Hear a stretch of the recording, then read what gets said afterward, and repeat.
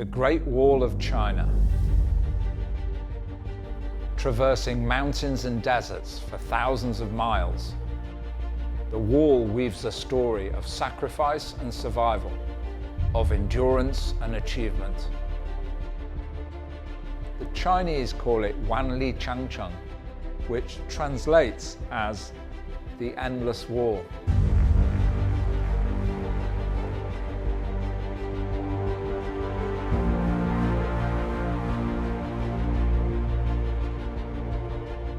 To be able to put an event on at the Great Wall and bring a bunch of people that want to find out who they are, how they can push themselves to their own breaking point was a dream come true for me.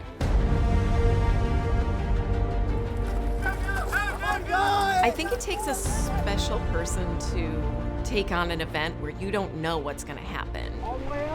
We're all bringing in something different to this. Why are you here? I want to push myself to the limit, test myself. I'm gonna finish. We're all gonna finish. Highly unlikely.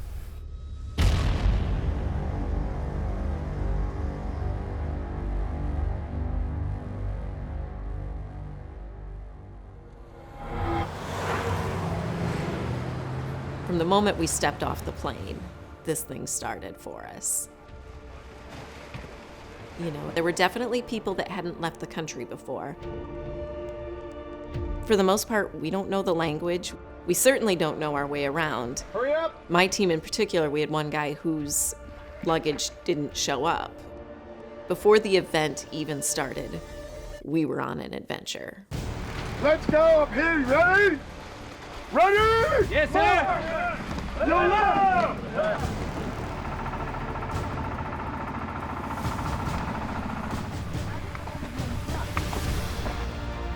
The part of the wall that we were on is not a part of the wall that people get to go on. So we were seeing things that people dream of seeing.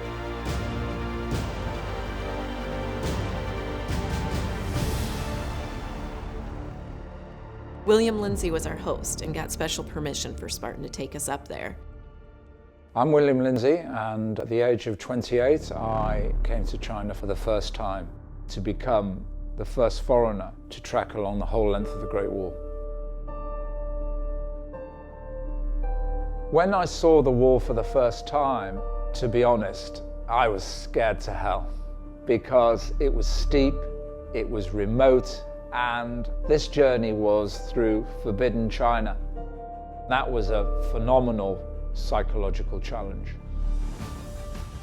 1,700 miles, over 78 days, 9 arrests, 1 deportation, 2 passports. I realized the journey was the victory, and these barriers were in fact my path to victory that I needed to overcome. Everything we do must be done perfectly the first time. Do you understand? Yes. Go. Agoge is challenge after challenge after challenge. Sprint! That is not running, that's walking! Sprint! Once you think that you've conquered something, the next thing comes up. Burpees. Hurry up.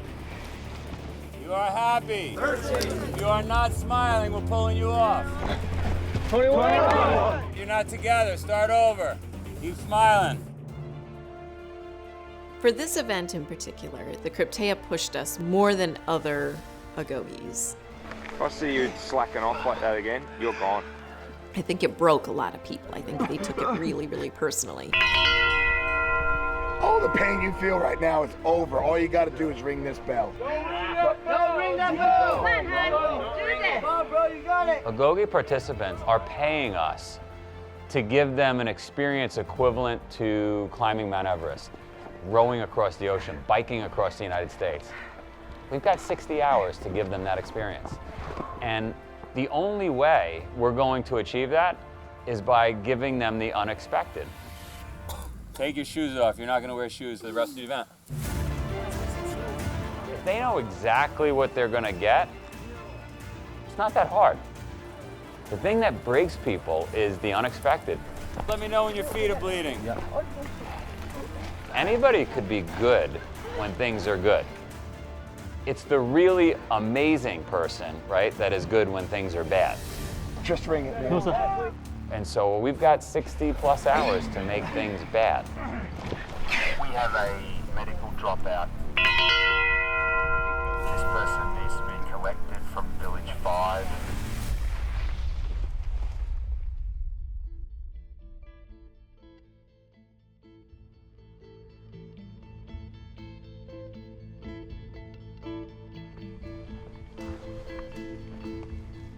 We all need to tie in. The last person needs to tie in and do a double fisherman, okay? We were tethered together and we were going on the most dangerous part of the wall. Shuffle up so everyone's on the rope. And there were times where it was just a few inches from one side to the other with a 70-foot drop on each side. You have a 40-pound pack on your back, plus your weight. If you fall, you're going down. As exhausted as I am, and even though I'm definitely seeing hallucinations of pirates and white cats in front of me, I've got to pull it together. Because if one team member falls, we all fall. Keep closer together. You keep closer together, then that slack issue won't occur. Every single thing that you had learned at this point, you needed to put into action. We also had to look at some of our teammates and say, you're not in a place that you can go up this part. She's off the rope and she's at my side in a safe location. Respiratory rate of about 37 per minute. That's very high rests for a young female. They should be below 20. In this event, there were 7 females. 5 of us made it through. We looked at each other and decided that we were going to help each other out. So often, women are kind of pushed to the side with the gender roles that society has placed upon us. In a male-dominated sport, usually a man steps up immediately and the woman steps to the side and follows. But this event, the women absolutely stepped up. When I was leading, when the females were leading, the men on my team in particular listened to us, and when we had a suggestion, they took it. They didn't question us. They just worked with us. You could see that the women were just relentless, just had no quit. This Agoge in particular, I really did get a chance to shine.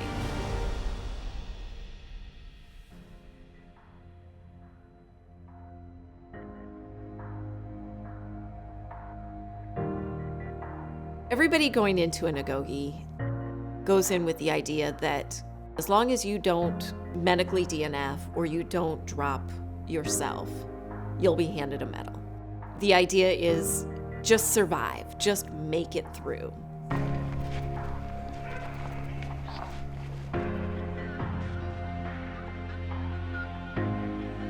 I think Joe's idea is not for people to just eke by. He wants people to grow and learn and thrive. This was the first Agoge where this really came into play. And it came down to the end. We believed everybody was getting a medal. That wasn't the case. We gave medals to people that were tough as nails, and they really deserved their medals. And they were just exceptional. Some of us got medals. Everybody else did not. You need to be able to move forward without a medal. Agoge is much bigger than a race. It's not a race, right? It's a way for people to reach self-actualization, to find out who they are, to drop the ego. And so it's about the whole journey leading up to the event, and all the hours and training and sacrifice and delayed gratification, and then the pain and suffering of the event. And those memories, and those bonds, and those changes. That's what it's all about. I think it's part of the human spirit always to wonder what's it like over there. But when you go there and you breathe the air and you feel the cold and you feel the heat, it's at these times you realize there's no substitute for actually going and doing. Only by coming here have I realized that actually to reach the end of the Great Wall is an unassailable dream. It really is a lifelong challenge to see and understand, and now to contribute to the protection of the Great Wall of China. For me, the Great Wall is something that just continues. We're constantly needing to evolve and learn and become better people our entire life, right to the grave. So Agoge is just one small sliver of this learning process we all have to go through. It's not over, just one step. You got about 1,000 more to go.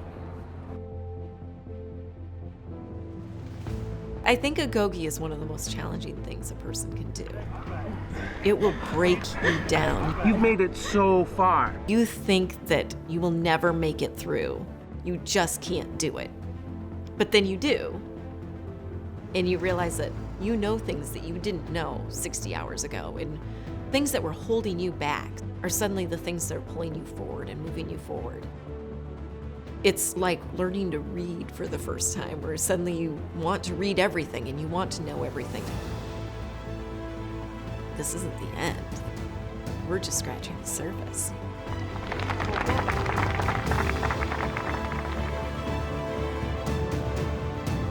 When you're feeling the heat, when you're thinking, can I carry on? When you stare that Spartan helmet in the face, think, what is your dream? And are you going to do it?